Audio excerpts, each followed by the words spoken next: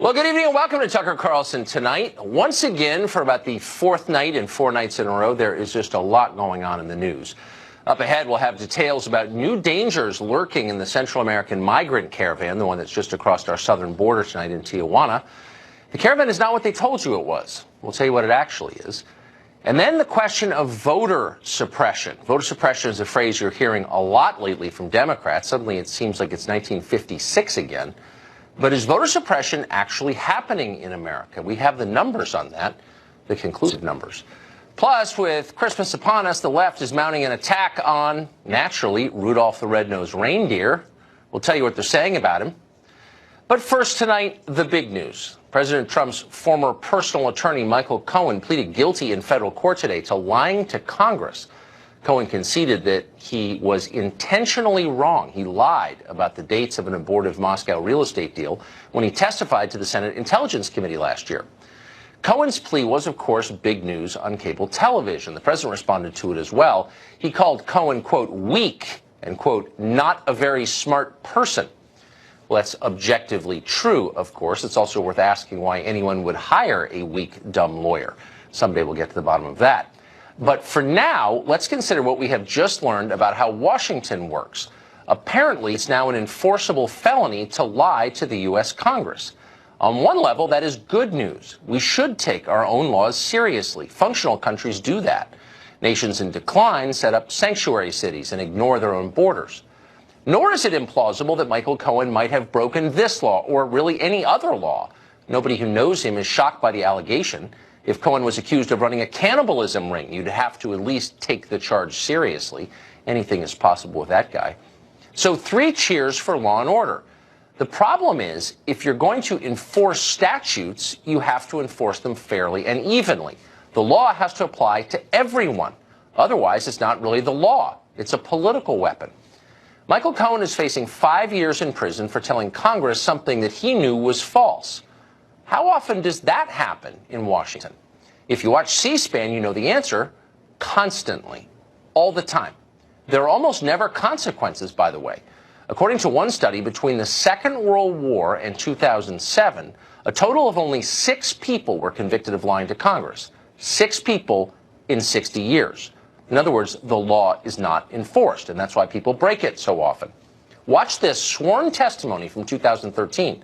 This is not someone you haven't heard of. This is the then Director of National Intelligence, Jim Clapper, assuring the Congress under oath that the NSA absolutely does not spy on American citizens. Does the NSA collect any type of data at all on millions or hundreds of millions of Americans? No, sir. It does not. Not wittingly. Yeah. Clapper lied. He's a liar. There's no debate about that. And yet he wasn't charged for lying under oath. In fact, Clapper got richer after he retired. CNN hired him as an analyst. Pretty much the same thing happened to Jim Comey, the former FBI director. In 2017, Comey claimed, again, under oath, that he had never been an anonymous source for news stories while he worked at the FBI. Watch him tell that lie to the Congress. Director Comey, have you ever been an anonymous source in news reports about matters relating to the Trump investigation or the Clinton investigation? Never. Have you ever authorized someone else at the FBI to be an anonymous source in news reports about the Trump investigation or the Clinton investigation? No. Yeah, well, according to Comey's longtime deputy who would know, and that would be former FBI Deputy Director Andrew McCabe, what Comey said on the tape you just saw is totally untrue. So Comey lied to Congress. But nobody cared. Jim Comey went on to get rich as a pundit selling his book. The same people rooting for Michael Cohen's destruction for lying consider Jim Comey a hero. And then there's former CIA Director John Brennan. Brennan lies constantly. That's well documented. In 2011, for example, Brennan claimed that drone strikes overseas had never, to his knowledge, killed a single non-combatant. That was a total crock. In 2014, Brennan lied and said the CIA had not broken into the computers of Senate staffers. And then last year, under oath before Congress, Brennan said this. Do you know if the Bureau ever relied on the Steele dossier as part of any court filings? applications, petitions, pleadings? I have no awareness. Did the CIA rely on it? No, it was not in any way used as a basis for the intelligence community assessment that was done. Yeah, that's a total lie, a flagrant lie, and a significant one about something that affects the life of this country. And yet, you know how the story ends? Brennan was never charged with a felony for lying to the Congress. In fact, just the opposite. Washington rewarded him. Brennan is now an analyst for NBC News. He could be on the air tonight telling you why it's so vitally important that Michael Cohen was charged with lying to Congress. Because we really can't have that. Rule of law, blah, blah, blah, blah, blah. Do you notice a theme here that connects all these stories? Yes, there is one, and it's simple. The well-connected can do pretty much whatever they want. They can lie to the Congress with impunity, and they do. They can lobby for foreign governments without bothering to register, and they do. If they're rich enough, they can even, molest children without being seriously punished. Ask Jeffrey Epstein. He did that. None of this, by the way, is a defense of Michael Cohen. That guy's a creep. He may very well wind up in jail. But if Cohen does wind up in jail, let's hope he's just the first in a long series of prosecutions. If the law is applied to Michael Cohen, then it has to be applied to people who have lied about things that actually matter. Jack Abramoff knows a lot about Washington. He's been here a long time. He's a former lobbyist, and he joins us tonight. Jack Abramoff, you've seen both sides of this. You've been in a position similar to the one Michael Cohen is now, charged with a crime under the lights. And you've also operated freely in Washington. Do you think that I'm overstating the case? Is the law evenly applied in this city? No, it doesn't seem to be evenly applied or anything close to evenly applied. And I think that this is one of the things that upsets the American people. Everywhere I go when I speak, people now, instead of ranting against corruption as they normally do, they've identified this as really one of the big problems that you have on the left. A series of people, the list is actually too long even to recite on the air, who have seemingly committed unbelievable crimes, the Clinton Foundation, et cetera, and instead of being punished or prosecuted or indicted, they're running for Congress, like Donna Shalala and others. And so I think that it seems certainly that the justice system in America, even under Republican presidents, is geared to go after people on the right and to ignore people on the left. Again, that's not to excuse Michael Cohen. I don't know what his deeds are, and we'll see what they are. But it seems that people on the left who are doing far worse than that, nobody says a thing about them. It also seems like the slowest gazelle gets eaten.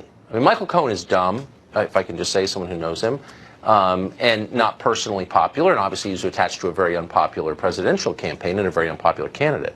And so he seems like a very natural target, whereas someone like Jim Clapper, who's seen as this wise man, this chin-tugging graybeard, can lie about something deeply significant, about breaking the law. The NSA is not allowed to spy on Americans. And he gets a TV contract. I mean, can you think of, in your many years here, your decades here, an example of someone's really powerful being punished for breaking the law? No, I can't. I can't think of certainly since Watergate, and even the people who were punished in Watergate really weren't very powerful people. Right, exactly. No, and I think that the problem for Michael Cohen is he's a gazelle running in the wrong pack. Right. If you were running in the left-wing pack, no matter where he is in that pack, because there aren't exactly brilliant gazelles in that pack either. Exactly. But that's a more of a protected pack, it seems, for some reason. Huh. So that's not, and I just want to be totally clear for the fifth time, I'm not defending whatever crime Michael Cohen is accused of committing, and it sounds like he admitted it, okay? He should be punished. But it does seem like that's corrupt. That's not justice when a law is only applied selectively.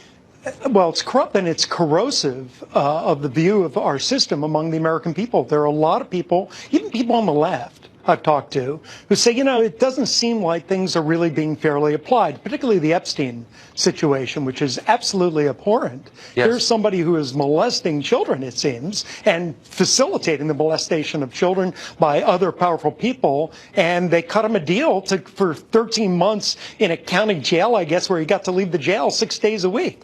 Wow. I mean, somebody... But they confiscated his address book, I notice.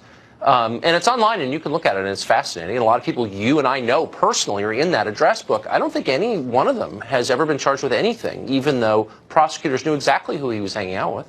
Well, from what they say, the deal that he signed actually protected any potential co-conspirators, which is also astonishing.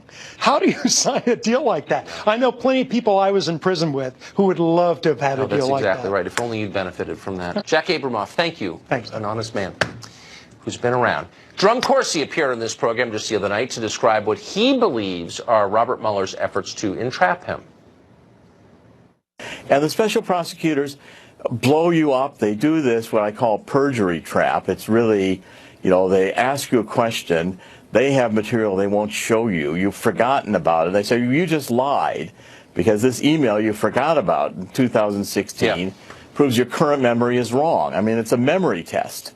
It's disgusting. And then they accuse you of lying. It's completely rigged, and it's politically driven by Clinton operatives who have an agenda.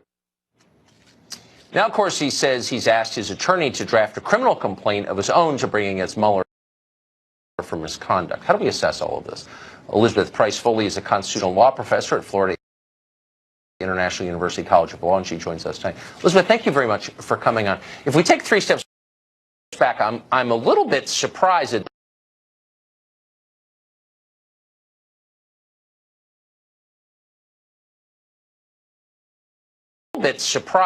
Jerome Corsi at 72. This doesn't seem significant. It seems penny ante, and it doesn't seem related to Russian collusion. What is this telling us? Well, it's telling us how desperate Mueller and his team has become. After almost 2 years of investigating, spending millions of taxpayer dollars with a team of about 15 really aggressive. Surprised that this late in the process, we're still talking about Michael Cohen pleading to lying about the date of a perfectly legal real estate transaction that didn't even come to fruition, and Jerome Corsi at 72. This doesn't seem significant. It seems penny ante, and it doesn't seem related to Russian collusion. What is this telling us? Well, it's telling us how desperate Mueller and his team has become. After almost 2 years of investigating, spending millions of taxpayer dollars with a team of about 15 really aggressive, experienced lawyers, there's no there in terms of substantive evidence of Trump-Russia collusion. So after going hard at high-level Trump confidants and campaign officials, Mike Flynn, George Papadopoulos, Carter Page, Paul Manafort, Rick Gates, and now Michael Cohen, the best they can manage to do is get single counts of perjury out of some of them. So it shows you that these process crimes are all they've got. They don't actually have any evidence of Trump-Russia collusion, which was their mandate. But they're playing up the term Russia. And by the way, maybe they have videotape of Trump and Putin in the sauna, dividing up the world or something. I mean, who knows? But as of right now, it seems like there's a lot of Russia. They're planning a real estate deal in Russia. And then once you calm down a little bit, you think, well, is that a crime? Actually, why are they telling me this? What does it mean? Yeah, no, it's absolutely not a crime. You're right. I mean, what Michael Cohen supposedly lied about was the timing of Trump Organization's pursuit of this real estate deal in Moscow. He said it ended in January 2016, and now he says it ended in June 2016. But it doesn't matter whether it's January or June of 2016. It was perfectly legal to do so. In fact, it's perfectly legal to do so right now if the Trump Organization wants to do so. Wait a second. You're saying he was off by 5 months. I mean, that seems like a 5-year sentence to me. Do you think that would be a fair sentence? I don't know. I mean, ask George Papadopoulos. I think he's serving now 14 days in prison right at this moment for being off by about a month on the timing of his conversation with that Maltese professor, Joseph Mifsud. But it doesn't matter because his Papadopoulos' meeting with Mifsud was perfectly legal to do. Trump Organization's pursuit of a real estate deal in Moscow was perfectly legal to do, even today if they wanted to. So what they've got at the end of the day is just sort of misrepresenting the timing of certain things. Not that they didn't tell the Mueller team about those conversations or those deals. They told them about the substance of them. It's simply the timing of them. But look, it tells you that what's happening here is the Mueller team is sort of hoping that Americans have what I call spaghetti brain, which is that they're unable to disassociate two different lines of thought. One is that the Russians interfered in a very sort of bumbling way with the 2016 election buying those Facebook ads and not being very effective. We admit that they did some of that. That's been documented. But that's one thing. That's one apple. And then the orange is whether or not the Trump campaign colluded with Russia to throw the American presidential election. On that issue, there's been absolutely no evidence despite 2 years of very hard investigation. But what the Mueller team and the Democrats on the left are hoping to do is that the Americans will have that spaghetti brain phenomenon where they'll confuse the two and they'll conflate them, so that if you just say Russia, Russia, Russia, oh, look, they lied about something having to do with Russia, there must be collusion, they say. I mean, they hacked our election. We're at war. Russia!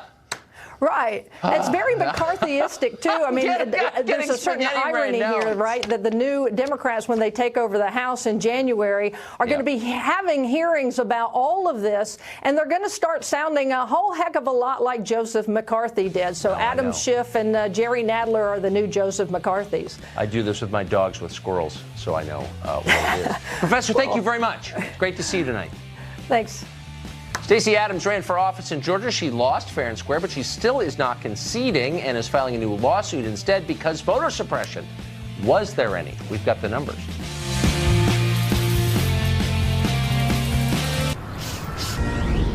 Got a Fox News alert for you. You are looking at live pictures of the president's plane, Air Force One, landing in Buenos Aires, Argentina.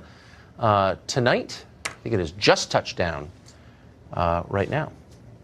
So when he comes out of the plane or if anything interesting happens, obviously we'll go there right away because we're Fox News and we're on it. Want now to sort of tie up, put a bow on the midterm elections. One of the races that we're still talking about is the one that took place in Georgia. The reason we're still talking about it is because one of the candidates has refused to concede, and that has given rise to an extended conversation about something called voter suppression. Turns out that turnout in the Georgia 2018 election was dramatically up over prior midterm years. 57% of registered voters turned out. That compares to less than half in 2010 or 2014. And yet, despite that, the Democrat in the race, Stacey Abrams, says that the election was stolen from her because votes were suppressed. Here's part of what she's saying. It was not a free and fair election. It was not fair to the thousands who were forced to wait in long lines. Is he the legitimate governor-elect of Georgia? He is the person who won an adequate number of votes. An adequate number of votes. In other words, more votes than Stacey Abrams got. But she still won't concede, and instead her PAC has filed a lawsuit alleging, that phrase again, voter suppression. So what exactly is voter suppression? Richard Goodstein is a lawyer and a former advisor to the Bill and Hillary Clinton family and campaigns, and he joins us tonight. Richard, thanks a lot for coming on. Sure. So look, I'm totally opposed to voter suppression. I'm for democracy, and always have been. So I think this is worth looking at carefully. But I'm hung up on this kind of logic barrier. If voter turnout was higher than it had been in the previous two elections, how did voter suppression play a role? So you're enough of a scientist to know that correlation does not prove causality, right? Let me quote. What does that mean? Well, what I mean is there was higher turnout all over the country. And here are 5 things that Republican governors and legislators did to suppress the vote over the past few years. Closed polling places, purged eligible voters. They barred felons, which was overturned in Florida. Voter ID was required, which basically that basically cuts against inner city, often minority voters. And early voting was eliminated in states where early voting typically favored Democrats. So those steps were taken. Notwithstanding that, Kemp won. Congratulations.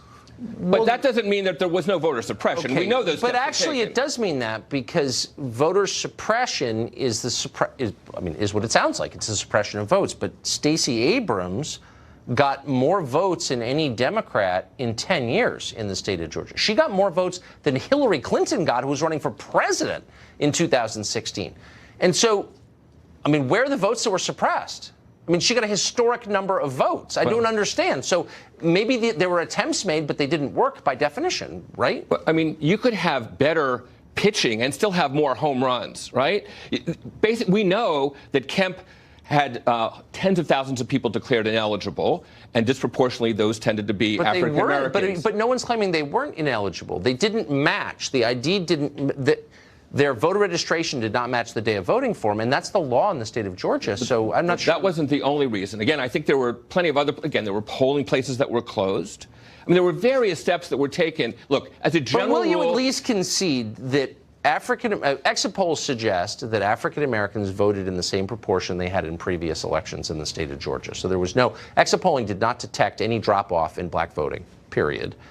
And her numbers, again, were the highest for any Democrat in 10 years. So will you at least concede that maybe voter suppression, if it existed, wasn't very effective? No, because in every other state, no, because here's why. You can laugh. Right, in every I am other state, laughing. Black vote was up. Right? So the fact that it stayed flat with a black woman at the head of the ticket tells you something was going on to actually suppress it. Yeah, when I say correlation doesn't prove causality, the mere fact that it was flat doesn't mean that it wouldn't have been higher. Are black people required to vote for black candidates? Of course not. They tend to. Oh, they tend to. Is that? But that's not the law. Should it be the law? Is that what you're saying? What are you saying? I'm saying we know statistically African Americans don't like Donald Trump. They actually did like Stacey Abrams. Actually, African American men like Donald Trump more than they like Mitt Romney. That's true. Well, back in 2016, I don't think that's the case anymore. Okay, we'll see. We'll find out as well. All right, Richard, great to see you. Thank you. Failed presidential candidate and doomsday prophet Al Gore recently blasted the president as a supervillain who was solely to blame for global warming. Watch this. Donald J. Trump is now the face of climate denial. And there are those who are still giving him their loyalty and trust, and I get that, believe me, but the vast majority of Americans, not to mention all around the world, are really kind of, they've had it. He never became president. But Gore is at least more restrained than Jim Sciutto over on CNN, who said that Trump was going to cause the death of the entire planet by causing it to burn to death. He keeps saying, well, we have record clean environment, doesn't get to the temperature. We got kids. We don't want to be, slowly burned to death on our own planet here. The ladies of The View, meanwhile, argued about whether Trump was trying to suffocate the planet rather than set it on fire. Yes. I think these people would rather have $1 billion in the bank than breathe. I really do. Well, they'd rather have money than breathe. Do you think that Al Gore would rather have $100 million in the bank than breathe? Because he sold Current TV for $500 million to Al Jazeera, which is its gross domestic product is oil and gas. He made oil money. There's so much hypocrisy on the left with this. I'm sorry, Leonardo DiCaprio had 418 tons of CO2 last year. He's not. You want to change hearts and minds? Stop lecturing Americans. I do take private planes. I'm not gonna lie. It's a fun show, The View. Author and columnist Mark Stein joins us tonight. So, Mark, the scientific conversation on warming always begins the same way, which is I'm a good person and you're not, so shut up and obey. This is a global phenomenon. It's happening all around the world, and it's happening in France, where the French government has just said, we want to slow down climate change, so we're taxing gasoline. And there's been this kind of revolution in response from the left and the right. The entire French middle class, tell me if I'm misreading this, has risen up to say, no, this is a scam. You're punishing us under the guise of making the planet better, and we're not putting up with it anymore. Do you think this is part of a global change in the way populations respond to climate hectoring? Yes, I think so. I think climate hectoring was on the verge of a mass movement around the turn of the century. And then because all the climate models turned out to be disastrous, people came to understand it for what it is, which that it's a boutique, niche concern. It's, as the ladies on The View were saying, it's for those who take private jets. So Leonardo DiCaprio and Al Gore can fly by private jet to climate conferences.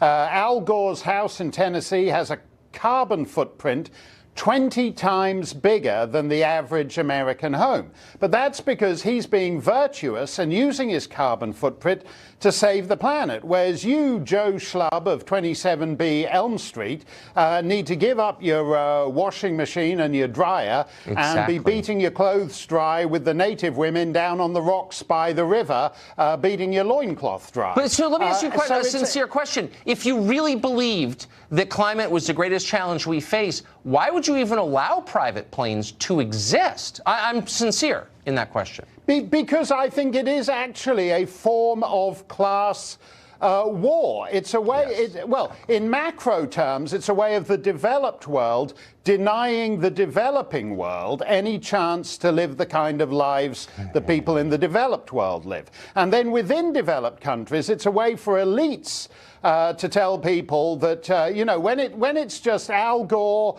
and the Prince of Wales flying around having climate conferences, everything's fine. But the minute Mr. and Mrs. Joe Schmo want to take a vacation in Florida, then the whole planet's going to broil. It's an elite thing. Exactly.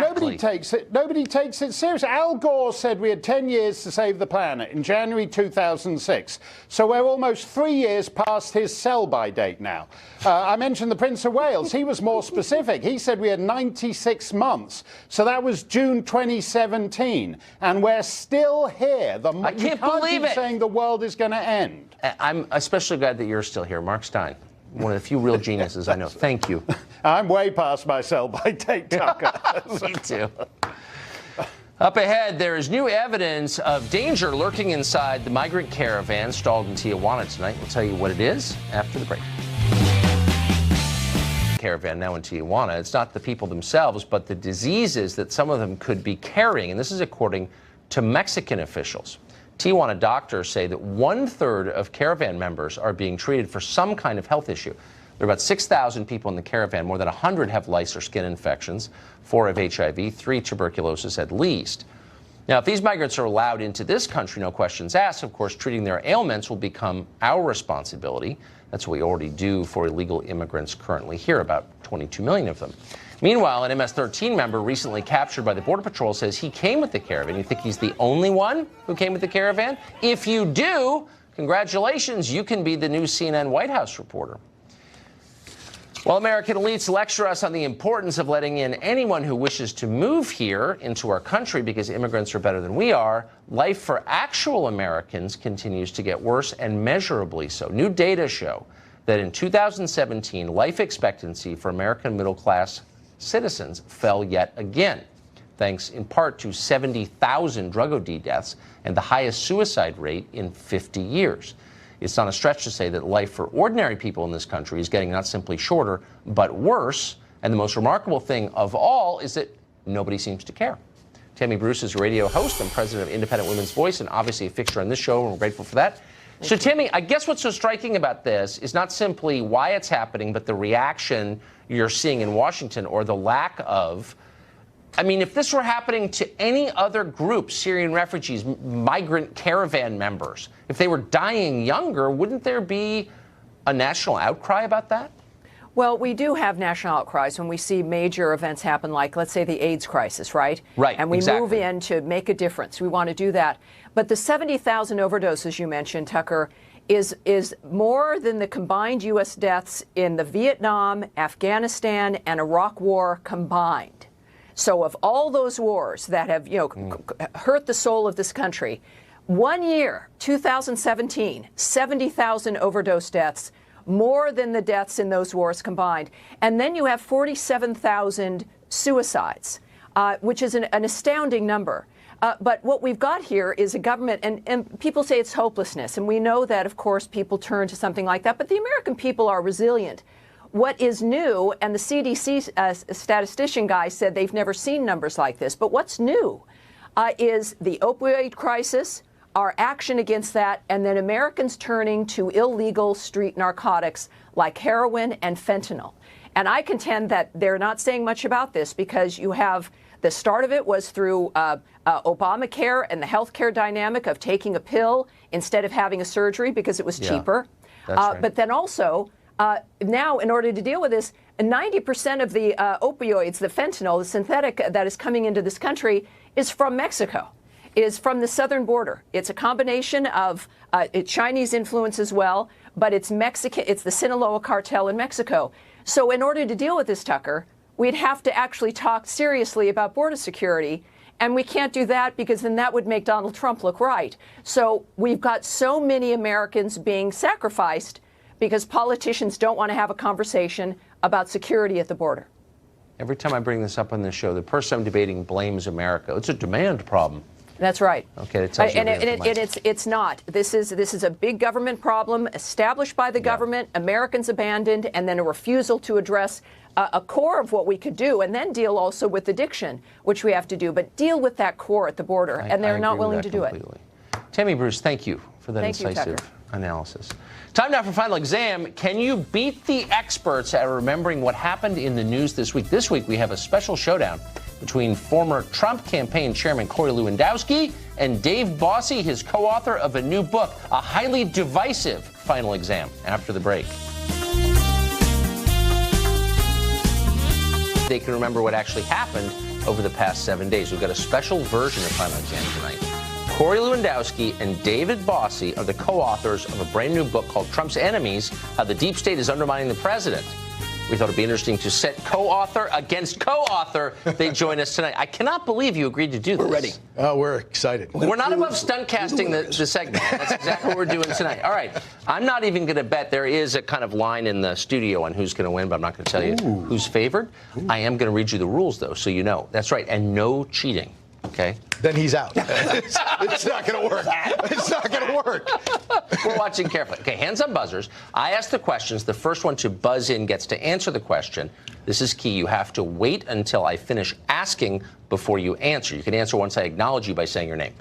Each correct answer worth 1 point. Each incorrect answer detracts a point from your total. So it's a very fluid scoring system. Best of 5 wins. That's you ready? Points for you. He can't count that high. He can't get. I don't know. He may have the voice advantage, but we'll see. We'll see who's faster. Question 1. By order of the National Game Show Commission, we have to begin with an animal question. That's the law. So here we go. The internet has gone crazy for a very unusual 4-legged farm animal in Australia. This animal weighs over 3,000 pounds. It is as tall as Michael Jordan. He is so different from all the other farm animals that they follow him around as if he were a deity. What kind of animal is he? Corey Lewandowski. Moo! Cow. I thought you were going to say moose. He did say moose. Is it a cow? There's no way a cow can be 3,000 pounds and 6 feet tall. Is it a cow? 6 foot 4 inches. That's the size of the utterly giant cow. Its name is Knickers, and he's now the laughing stock, weighing in at 3,000 pounds. You will not find Knickers on your plate, just to be clear here. He's too big to process as the owner, so he's going to live happily ever after. Can we just pause and appreciate Kilmeade for a second? He said it's utterly. He did. Of course. Just want to appreciate that. All right, question 2. Forbes is out with its annual list of the highest paid television stars. Topping the list is not me. It's a woman from Brooklyn who has made nearly $150 million in the past year. Her show has been on television since 1996. Who is she? Corey. Judge Judy. Man, you're fast. This is ridiculous. $150 million a year for Judge Judy? Who's the highest paid TV host of all? And here's the answer. Lady on the left, Judge Judy. Wait for the number. $147 million in the past year. Wow. Whoa. Wow. Ellen DeGeneres, number 2, $87 million. Dr. Phil, $77 million. Ryan Seacrest, $74 million. Steve Harvey, $44 million. So what are we doing wrong here at Fox? By the way, our judges just said that they've checked the circuitry in the buzzing devices, and that both of you buzzed in, you were just slightly faster. Story of my life. Well, that's so true. God, that's so true. Rubbing it in. Question 3.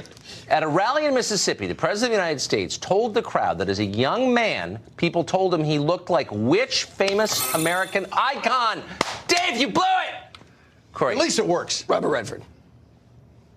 It sounded like the question ended, say our judges. See, I'm not in charge of making these rules. They are giving you a pass because they say it sounded like I'd finished the question. So you get to answer it. Which Elvis. American? Elvis! Man, you guys are hair trigger. Is it Elvis?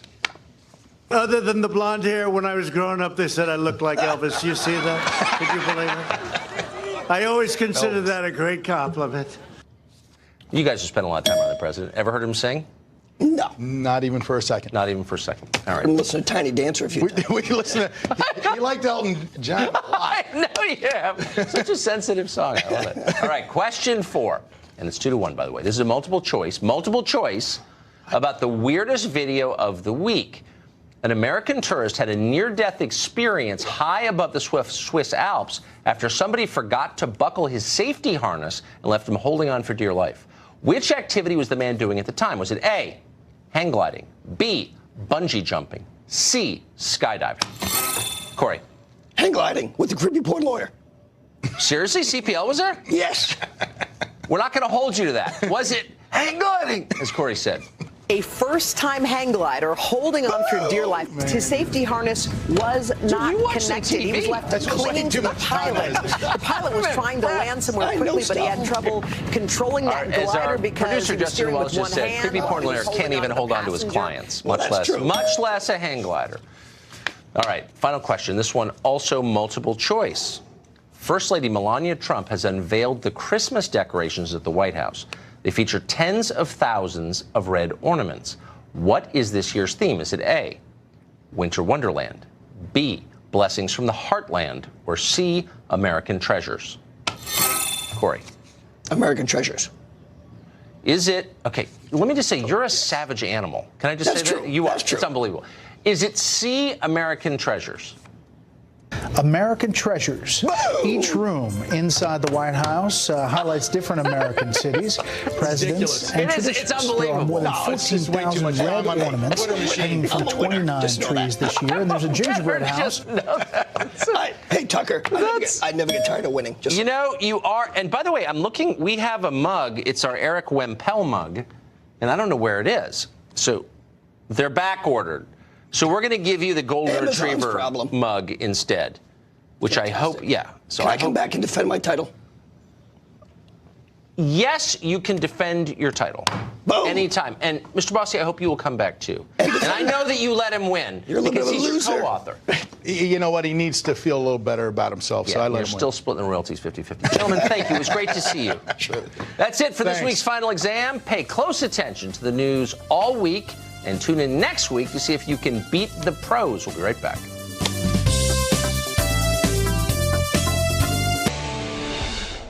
We're on the cusp of December.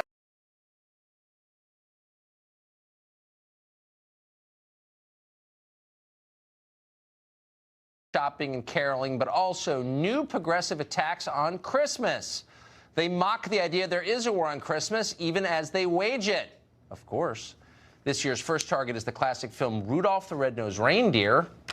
Piece for HuffPo explains that the film is full of bullying, bigotry, exploitation on the part of Rudolph's father, Santa, and other sinister characters.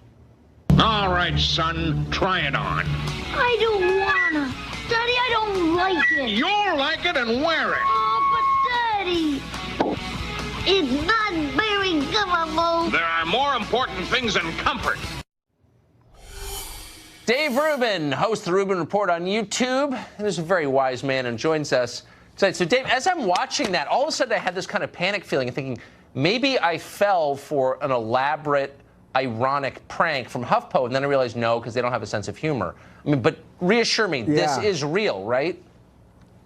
Tucker, very quickly on the last segment, I swear to you, I thought you were the highest paid man in television. I am shocked, and I'm gonna, I don't get paid for these appearances, but I am going to mail you a check for somewhere between $15 and $20. Okay, that aside, I appreciate that, Dave. This is, you got it, my friend. Listen, these puff piece of Huffington Post. I mean, look, these pieces that these authors, whatever they are, journalists that they write, these are not pieces of journalism. It's so much easier to destroy than to create. If you're watching Rudolph the Red-Nosed Reindeer and think it's about racism and misogyny and the patriarchy and the rest of it, well, you can find that stuff everywhere. If you look back at anything, and that's what people really need to understand when these pieces come out, and then you start looking at something that you used to love or that used to have a wonderful message about the holiday and giving and being accepted and all of those things, that they're trying to take that away from you. And it's not like they stop with one thing, right? They find something, they kind of destroy that,